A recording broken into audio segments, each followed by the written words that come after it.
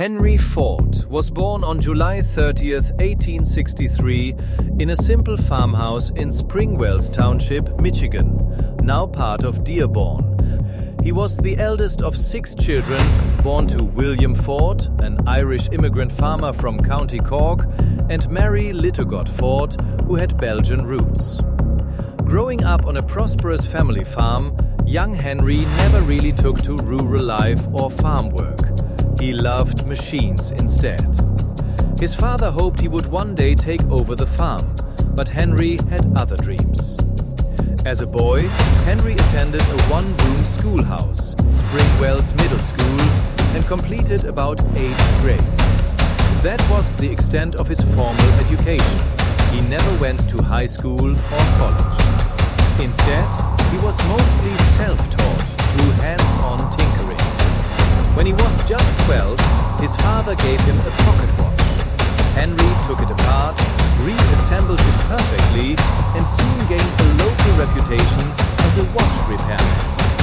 By age 15, he had built his first steam engine in a small machine shop he set up himself.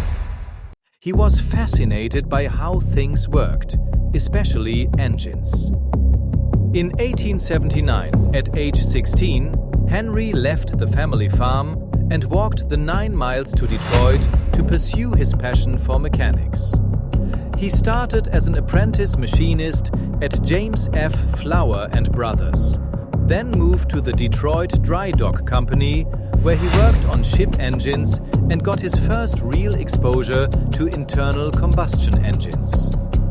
After 3 years, he briefly returned to the farm in 1882, operating steam engines for Westinghouse and even building a small farm locomotive, a tractor-like machine, in his workshop.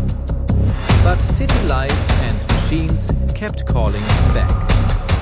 In 1888, Henry married Clara Jane Bryant, a farmer's daughter from a nearby town. They settled on a small farm near Detroit, where Henry ran a sawmill to support them while continuing his experiments. Their only child, Edsel Bryant Ford, was born on November 6, 1893. By 1891, Henry had moved his family back to Detroit full-time. He landed a job as an engineer at the Edison Illuminating Company, founded by Thomas Edison, who later became his friend and mentor. He quickly rose to chief engineer in 1893, which gave him flexible hours and money to tinker with gasoline engines in his spare time. That same year, he built his first working gasoline engine. In 1896, Henry completed his first car, the Ford Quadricycle, a simple 4-horsepower vehicle built on a buggy frame with bicycle wheels. He test drove it on June 4th in Detroit. It wasn't the world's first car. Others like Carl Benz had already invented automobiles in Europe, but it was Henry's breakthrough. He sold it to fund his next experiments and built a second, better car by 1898. Encouraged by Edison, Henry quit his job and tried starting car companies. In 1899, investors formed the Detroit Automobile Company with him as chief engineer. But it failed because Henry wanted to keep perfecting designs instead of rushing sales. He left in 1901 and focused on racing cars to build his reputation. He designed powerful racers like the 999, which driver Barney Oldfield used to set speed records and make the Ford name famous. In 1903, with backing from coal dealer Alexander Malcolmson and others, including the Dodge brothers who supplied parts, Henry founded the Ford Motor Company on June 16th with just $28,000 in capital. He was 40 years old. The company started small in a Detroit factory, but Henry had a bold vision. Build a simple, reliable, affordable car for ordinary people, not just the rich. His big breakthrough came on October 1st, 1908, with the launch of the Model T, affectionately called the Tin Lizzie. Henry designed it himself with engineer C. Harold Wills.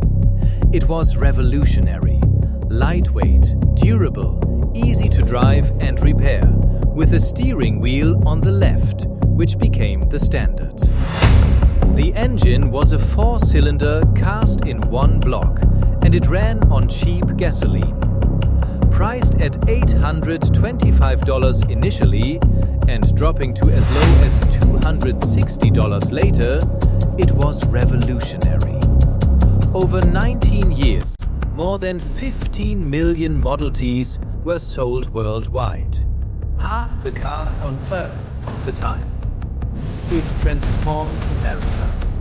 Farmers could travel farther, cities grew, roads improved, and the car became a symbol of freedom. But Henry didn't stop there. In 1930, at the New Island car plant, he introduced the moving assembly line, the innovation that truly built the fourth empire. Inspired by new packing factories and other ideas, workers stood in one spot, but the factory moved past them on a conveyor belt. Each person did one simple task. Before, building a car took over 12 hours.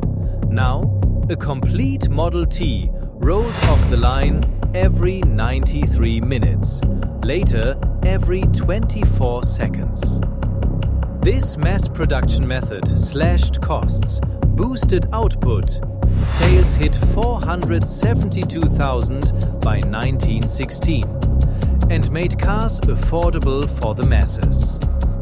Henry also raised wages dramatically to $5 a day in 1914, double the industry average, and shortened the workday to 8 hours. He said it wasn't just kindness, it turned workers into customers who could buy the cars they built. The Ford Motor Company exploded into one of the world's biggest businesses. Henry became incredibly wealthy and powerful. He expanded globally, opened plants in Europe, and even experimented with other ideas like rubber plantations for tires and a village industries plan to mix farming with factory work. His son Edsel took on more leadership roles, though Henry remained in control. On the personal side, Henry and Clara lived simply in Dearborn. He loved nature, birds, and square dancing. And he collected old machinery and Americana, which later became the Henry Ford Museum and Greenfield Village. But he could be stubborn and eccentric. He hated unions at first and fought labor organizers, though he eventually accepted them. He was also known for controversial views, including strong anti-war pacifism during World War I. He even sailed a peace ship to Europe in 1915, and later public anti-Semitism through his newspaper, the Dearborn Independent. These stances hurt his reputation, but didn't stop his business success. By the 1920s, the Model T dominated, but competitors like General Motors offered more stylish cars. Henry resisted changes for years, finally ending Model T production in 1927 and launching the Model A. In the 1930s to 1940s, Ford faced challenges from the Great Depression, labor strikes, and World War II. The company built bombers and tanks. Henry suffered a stroke in 1938 and gradually handed over control to Edsel and grandson Henry Ford II.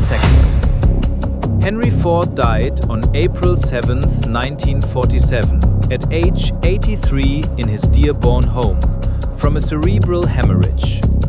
Clara died 3 years later. He was buried in Ford Cemetery in Detroit. His grandson took over the company, which still thrives today. Henry Ford's legacy is massive.